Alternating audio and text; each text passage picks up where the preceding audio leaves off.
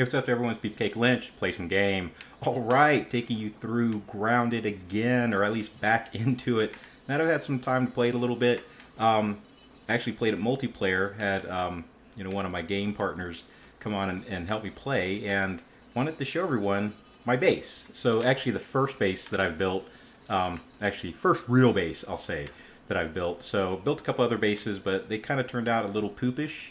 So decided to get some help because I kept getting attacked and all that stuff while I was trying to build the base, and built this monstrosity right here in front of us. And so what I did, if we look at the map, is this is the mysterious machine here in the middle that I'm standing on right now, kind of showing you the dealio. And so what I wanted to do is build a base next to a landmark that has some significance to the storyline.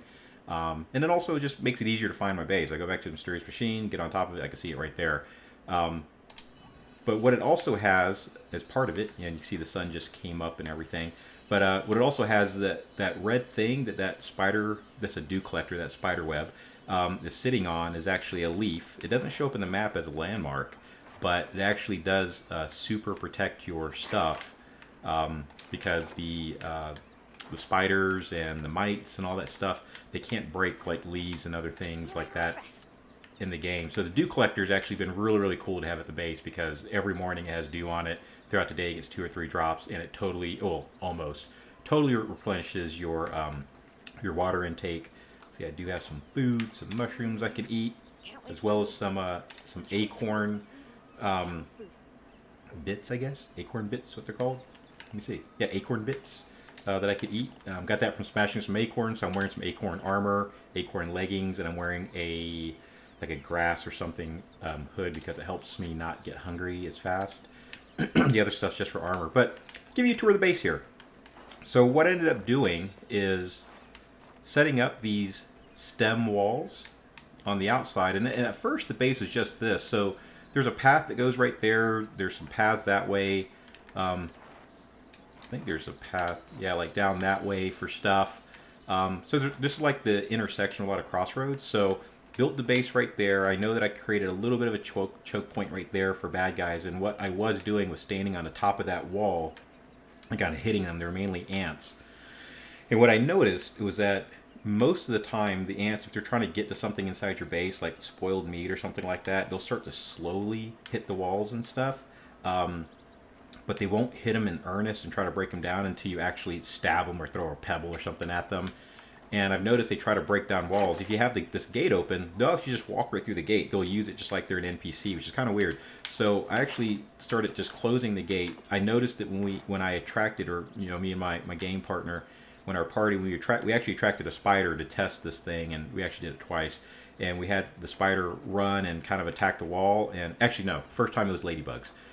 We attacked some ladybugs, and we had the ladybugs come in, and they're kind of like these big tank kind of deals. And yeah, they made short work of the grass walls. I think it was like grass or something walls we did. So we did these stem walls. They hold up better.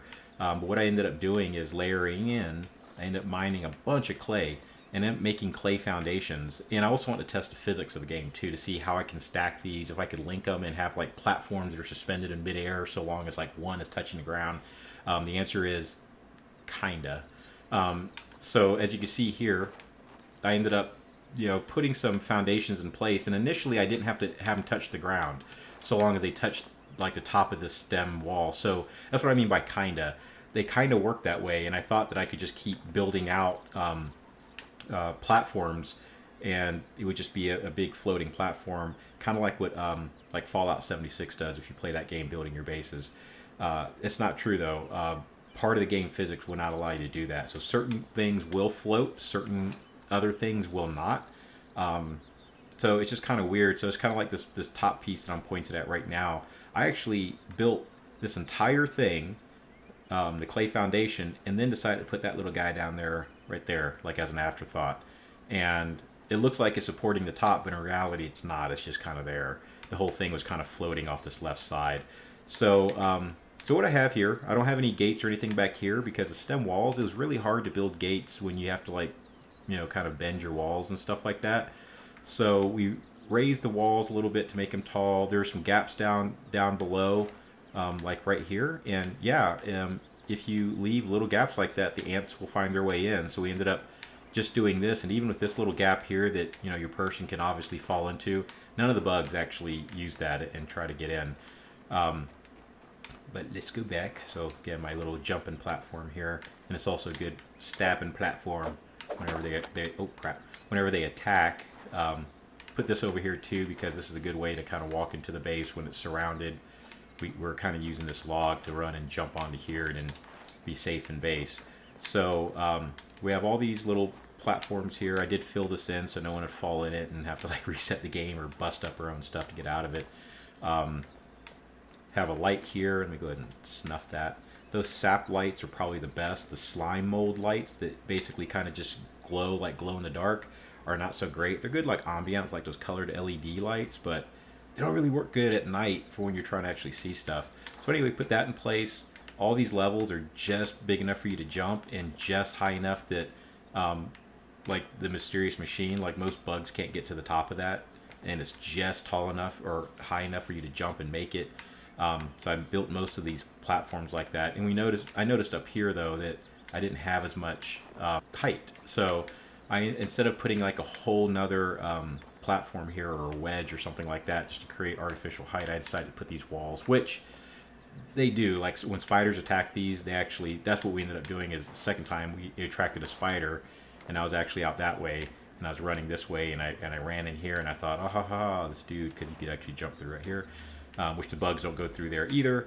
But yeah, he made really short work of these walls. I mean, it wasn't super quick like the grass walls, but like maybe two, 3 hits from him, like the rear back hits, and they were done.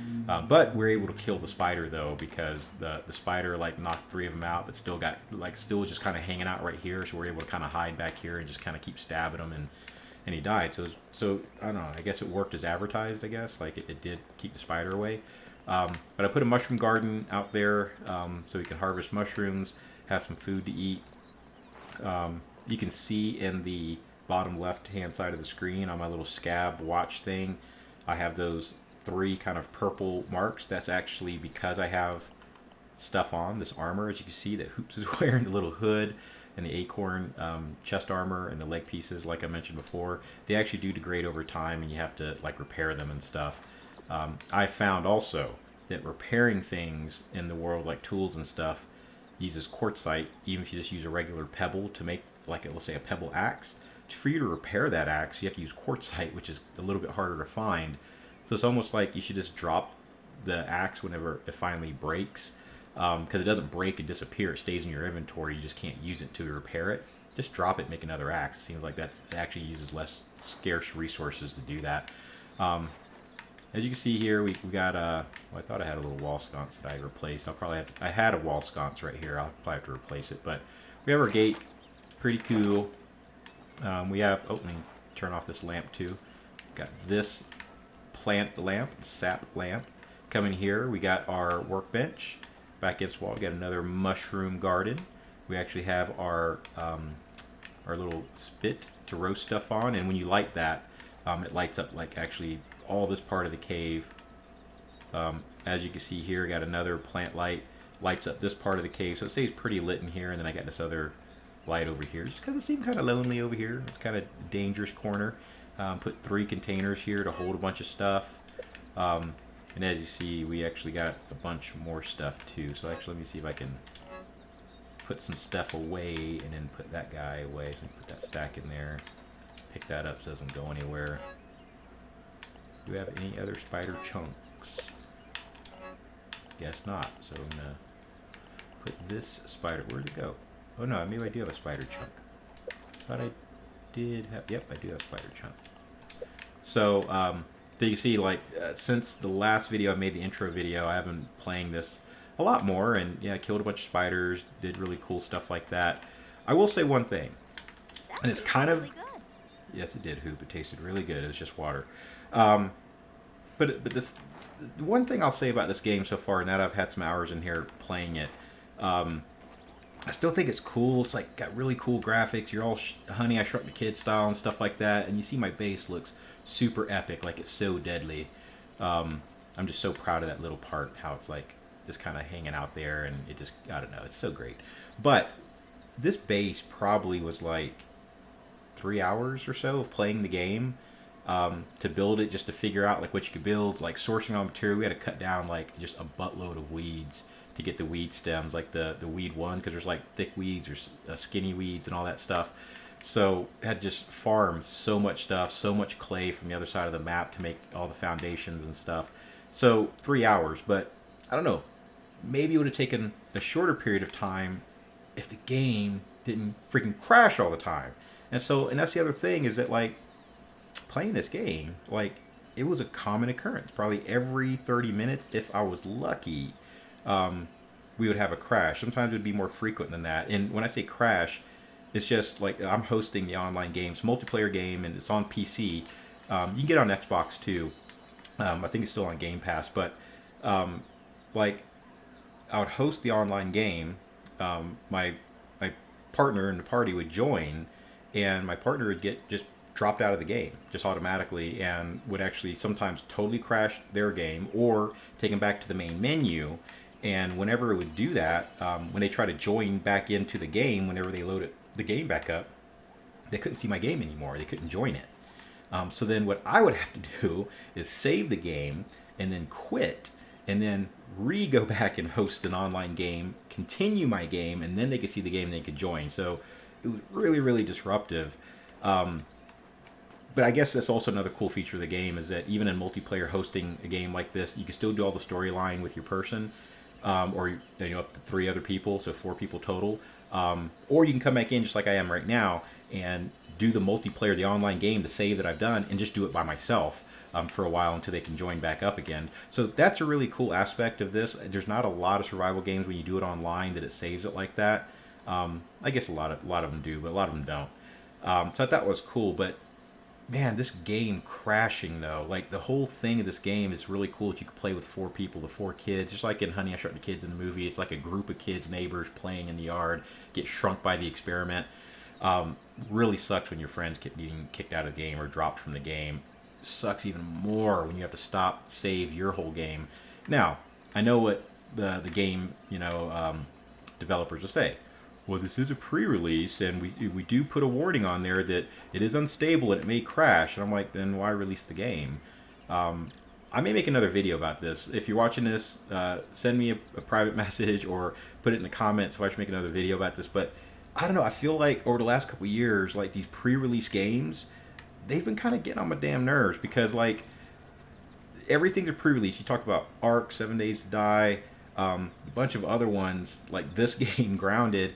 They're all pre-release, so it's like they're telling you like, hey, don't blame us if it's buggy and glitchy and like the storyline doesn't work and all this other stuff, but we'll gladly take real release money from you to play the game, but only expect pre-release quality from what we did. And some of these games, like, I don't know, I'll go into the video. If you leave it in the comments, I think I will do a video on it, because I'm just kind of, I don't know, I'm just kind of pissed about it, because I mean it was excruciating to build this base. Like, this is actually why we stopped. We're gonna actually do a little more fine tuning on it, which I'm going to do probably later today or later this weekend, and do some more fine tuning, do some more of the storyline.